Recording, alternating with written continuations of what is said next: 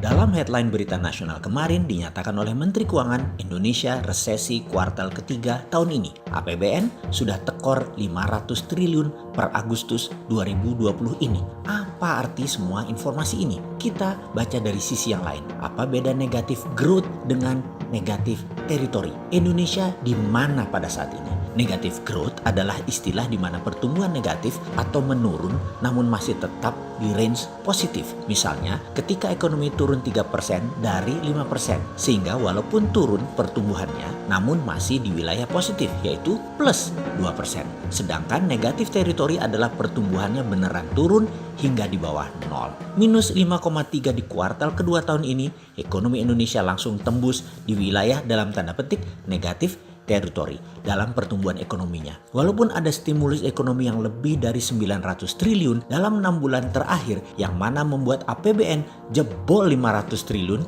di Agustus namun tidak membawa ke arah positif teritori.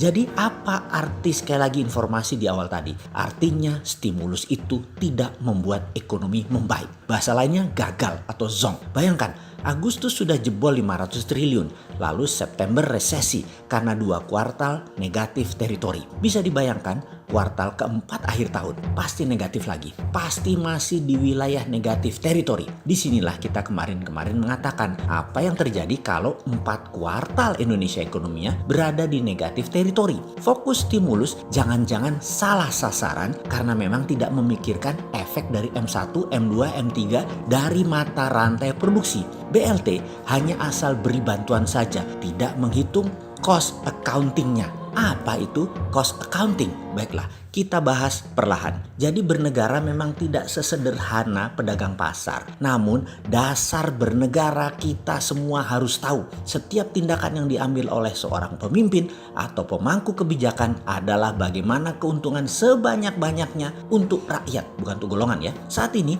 ekonomi dan COVID di Indonesia bermasalah besar. Ada baiknya kita bedah satu persatu di mana salahnya bernegara dalam 6 bulan ini di dalam menangani economic at war dengan COVID dan dalam perang dua negara Tiongkok-Amerika. 1. Cara bernegara saat ini menganggap ini resesi ekonomi biasa dan memperlakukan COVID seperti pandemik penyakit biasa yang tidak mematikan, tidak cepat menular. Ini kesalahan pertama.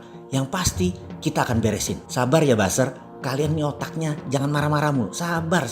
Nanti diterangkan. Baru kita bilang cara bernegara salah satu aja udah bete loh. Bentar. Melihat ekonomi di Indonesia itu sederhana. Ekonomi itu dibagi 3 dari 1.000 billion dolar. 150 billion dolar adalah belanja negara atau APBN. Sisanya swasta. Swasta dibagi 2 lagi. UKM yang menyerap 97% angkatan kerja hanya menguasai 30% ekonomi makro dan mikro. Dan 80% terfokus domestic consumption atau dunia retail berbasis UKM produktif. Jadi yang menyerap tenaga kerja yang 3% adalah penguasa 70% ekonomi. Mereka adalah para konglomerat, oligarki, dan BUMN yang perusahaannya semua tidak lebih dari 5.000 perusahaan besar tersebut. Di pasar non-APBN saat ini terpukul terbanyak. Juga ternyata APBN penyerapannya rendah di bawah 50%. Inilah alasan kedua ekonomi tidak tumbuh, yaitu value added product yang rendah dan government spending yang rendah.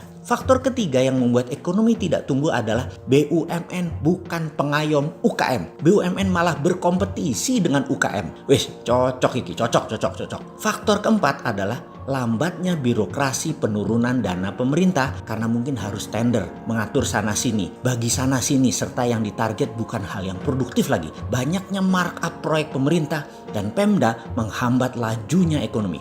Bayangkan proyek 50 miliar nilainya, jangan-jangan yang buat mengerjakan proyek aslinya nggak lebih 25 miliar. Sisanya ya buat belah duren para pemangku yang mengatur panjang pendeknya proyek, di mana uang markup tadi tidak produktif disimpan di bawah bantal karena uang korupsi. Kemudian faktor kelima, dana bantuan bukan untuk hal yang produktif. Selain untuk bayar hutang BUMN, juga diberikan bukan ke UKM produktif, tetapi hanya untuk create demand, menciptakan kebutuhan sementara yang produksinya nggak ada yang modali. Ini semua terjadi karena tidak ada cost accounting. Cost accounting adalah menghitung berapa biaya sebuah proses produksi beserta mata rantai produksinya.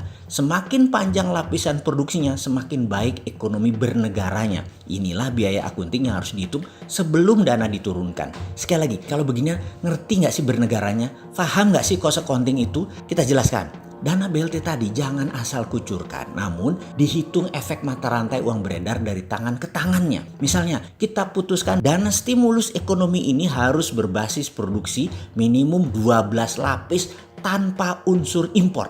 Ini harus dibuat rencana yang namanya cost accountingnya dihitung rinci sekali. Kain misalnya yang akan kita buat, maka 6 lapis ke bawah harus bisa terurai rinci. Benangnya dari mana? Bahan benangnya dari mana? Kapas atau polyesternya dari mana? Mesinnya dari mana? Dan harus lokal konten semua. Dan mesinnya bikin di mana? Bahan baku harus lokal buat kain. Mesin boleh tiru atau mengopi mesin negara lain. Tiru, modifikasi atau tiru plek. Sikat aja, no rule. 6 lapis ke atas yaitu bajunya, kancingnya, resletingnya, kerahnya, distribusinya. Terus dipecah sampai 12 lapis. Baru dana bantuan tadi memberikan efek positif ke pasar karena bergunanya berlapis-lapis. Masa hal beginian gak ada yang ngitung sih cost accountingnya? Dulu jadi pejabat makan sekolah bernegara di mana sih kalian? Jadi kalau ekonomi minus 4 kuartal, jangan salahin COVID ya.